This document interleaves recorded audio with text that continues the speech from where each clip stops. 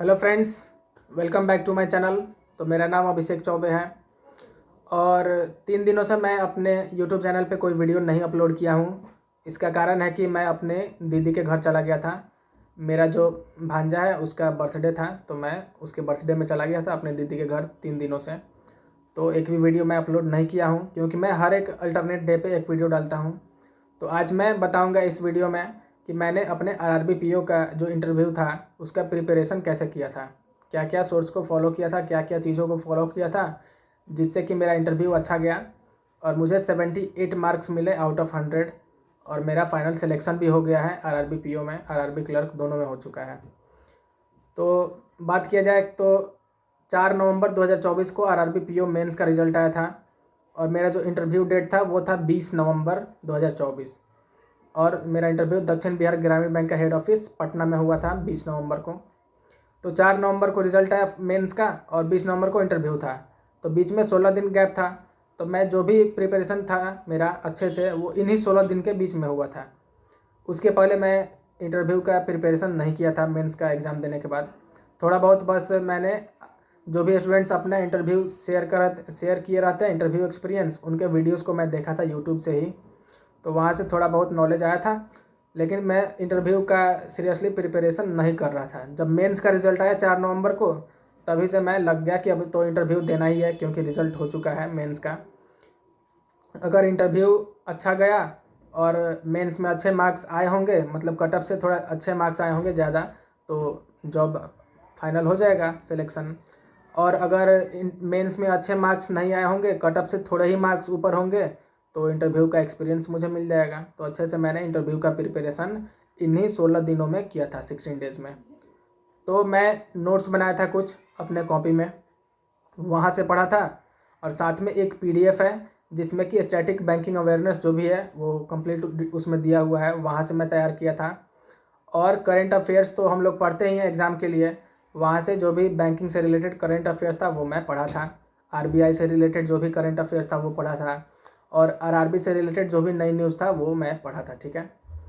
तो नोट्स भी मैं बनाया था जिसमें कि मैं अपने सेल्फ इंट्रोडक्शन के बारे में, स्ट्रेंथ एंड वीकनेस के बारे में, पीओ का क्या रोल होता है, पीओ की क्या क्वालिटी होती है, इसके बारे में मैं नोट्स बनाया था अपने कॉपी में।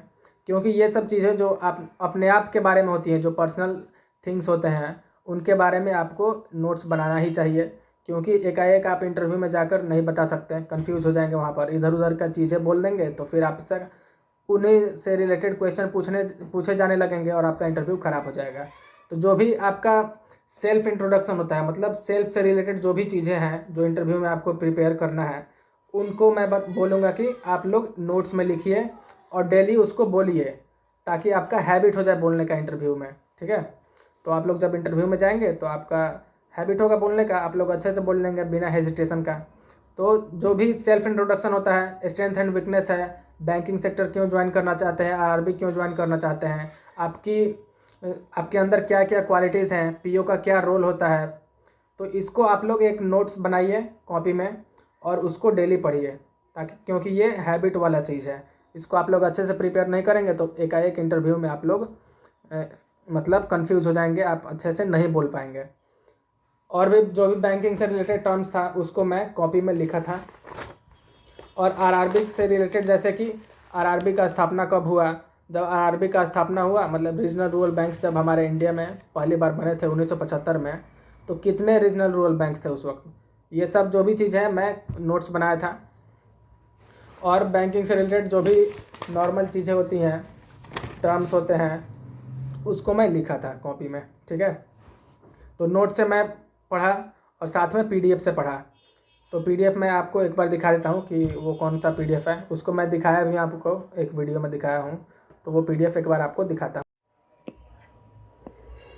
तो फ्रेंड्स यही वो पीडीएफ है, यहाँ पे देख सकते हैं लिखा हुआ है, sorry, the complete static banking awareness गाइडली का है ये मेरे दोस्त ने भेजा था मुझको, तो मैं इसको डाउनलोड किया था और उसको पढ़ा। क्यों, इसमें सारा जो भी बैंकिंग से रिलेटेड टर्म्स हैं वो सब कुछ इसमें दिया गया है, बैंक एंड ऑपरेशंस, फिर उसके बाद बैंकिंग का हिस्ट्री से रिलेटेड सभी चीज़ें हैं, बैंक के मर्जर से रिलेटेड है, आरबीआई का function, subsidiary, monetary policy committee, फिर जो अलग अलग पॉलिसी रेट्स होते हैं, टाइप्स ऑफ अकाउंट हैं, ये सारी चीज़ें इसमें दी गई हैं, देख सकते हैं। केवाईसी के बारे में, ATM and it's type, priority sector lending के बारे में है, negotiable instruments, NPA, prompt corrective action, banking के क्या टाइप्स होते हैं, बैंकिंग सेक्टर में क्या क्या रिस्क होते हैं, बेसल नॉर्म्स हैं, फिर फाइनेंशियल इंस्टीट्यूशन जैसे RRB, NABARD, cooperative banks, NBFCs, payments bank, small finance bank, फिर मनी मार्केट, कैपिटल मार्केट, ये सब चीज़ें जो हैं वो सारा मतलब बैंकिंग से रिलेटेड जो भी स्टैटिक पार्ट है वो सब इस पीडीएफ में दिया गया है। तो मैं कुछ नोट्स बनाया था, वहाँ से पढ़ा, और इस पीडीएफ से मैं लगभग, मान लीजिए मेरा इंटरव्यू में 100% अगर है तो 80 से 90% ये सारा पीडीएफ से मैं ही कवर किया था, स्टैटिक पार्ट। ठीक है, तो ये पीडीएफ काफ़ी अच्छा है, और इसको आप लोग अगर आप पढ़ेंगे तो एग्ज़ाम में भी, जो मेंस के एग्ज़ाम में आता है जनरल अवेयरनेस, उसमें भी आपका हेल्प हो जाएगा। ठीक है, तो इस पीडीएफ से मैं तैयार किया था अच्छे से, और जो नोट्स बनाया था सेल्फ से रिलेटेड वो सब चीज़ें मैं पढ़ा था। ठीक है, और बाकी जो करंट अफेयर्स है वो हम लोग तो डेली एग्ज़ाम के लिए पढ़ते ही हैं, वहाँ से मेरा करंट अफेयर्स क्लियर हो गया था, और पीडीएफ से मेरा स्टैटिक पार्ट कंप्लीट हो गया था। ठीक है, तो एक बार बता देता हूँ आपको, देखिए।